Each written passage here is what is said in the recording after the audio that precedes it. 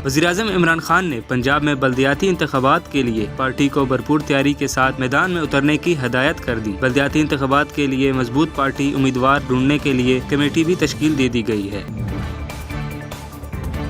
वज़ीर आला पंजाब सरदार उस्मान बुज़दार से नए तैनात होने वाले DG rangers Punjab major general Saeed Asif Hussain ने मुलाकात की। वज़ीर आला पंजाब ने ओहदे की जिम्मेदारियां संभालने पर उन्हें मुबारकबाद भी दी।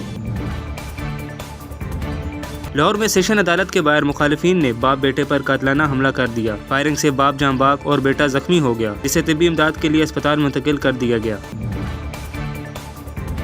कोहाट में मामूली तकरार पर दो दोस्तों ने एक दूसरे पर फायरिंग कर दी, जिसके नतीजे में दोनों मौके पर ही जाँ बाग हो गए। पुलिस का कहना है कि वाक़े की तहकीकात शुरू कर दी गई है और इसका हर पहलू से जायजा लिया जा रहा है। सेंट्रल पावर परचेजिंग एजेंसी ने नेपरा को बिजली की कीमत में ₹5.25 फी यूनिट इजाफे की दरख्वास्त दे दी, जिसकी समाअत 30 नवंबर को की जाएगी। साबिक chief justice of Pakistan justice retire Saqib Nisar से मंसूब एक मुबैना ऑडियो टेप सामने आ गई। टेप के साबिक चीफ जस्टिस ने खुद से मंसूब ऑडियो क्लिप की तरदीद कर दी। मुबैना ऑडियो क्लिप में वो मुबैना तौर पर तस्लीम कर रहे हैं कि मरियम नवाज को 20 सज़ा देनी होगी, अगरचे मरियम नवाज के खिलाफ कोई केस नहीं है।